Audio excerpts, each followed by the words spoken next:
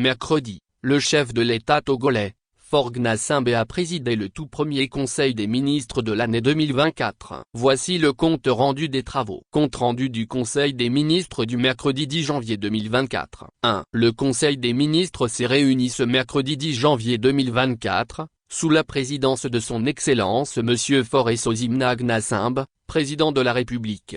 2. Le Conseil des ministres a examiné 2 décrets et écouté 1 communication. 3. À l'entame des travaux, Madame le Premier ministre a formé à l'endroit de son Excellence Monsieur le Président de la République des vœux au nom du gouvernement et réitéré l'engagement de tous à poursuivre, avec abnégation et volontarisme, une action résolue pour préserver les acquis du développement et accélérer la mise en œuvre des projets de la feuille de route.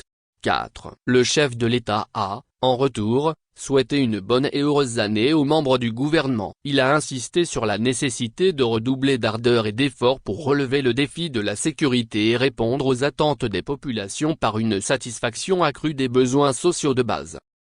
Au titre des décrets. 5. Le Conseil des ministres a examiné et adopté le décret portant mutualisation des compétences des enseignants des universités publiques du Togo. 6. Le texte instaure la mise à la disposition de toutes les universités publiques de l'ensemble du personnel enseignant du supérieur, contractuel ou fonctionnaire, dans la limite du volume horaire statutaire découlant des obligations de service. 7. L'adoption de ce décret instaure un système de mutualisation des ressources humaines dédié à l'enseignement et à la recherche dans les universités publiques, en vue d'optimiser l'utilisation du personnel enseignant et du personnel d'encadrement. 8. Le Conseil des ministres a examiné et adopté le décret portant transformation de l'Office du brevet de technicien supérieur, OPT, en Office des examens professionnels du supérieur, EEPS. 9. Dans le but de réaliser les objectifs de l'assurance qualité dans le système éducatif au sein des établissements d'enseignement supérieur et réaliser l'égalité entre les étudiants du public et du privé, il a été institué, pour compter de l'année académique 2023-2024, des examens d'État ou examens nationaux, dans les établissements privés d'enseignement supérieur, pour les grades de licence et de master professionnel.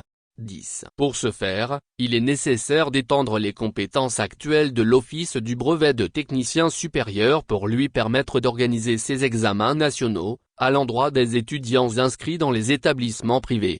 11. L'adoption de ce décret vise donc à mettre sur un pied d'égalité les étudiants du public et ceux des établissements privés qui aspirent à un même diplôme, en les soumettant aux mêmes épreuves.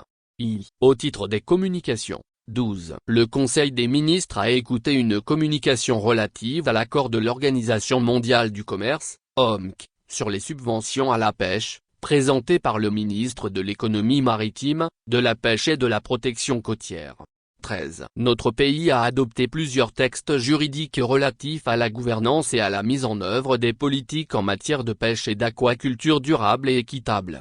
14. À l'instar des autres États membres de l'Organisation mondiale du commerce, OMC, le Togo est invité à accepter l'accord sur les subventions à la pêche, adopté à Genève le 17 juin 2022, pour intensifier les mesures déjà prises, à travers l'instauration de nouvelles règles visant à réduire les subventions préjudiciables et à protéger les stocks mondiaux de poissons.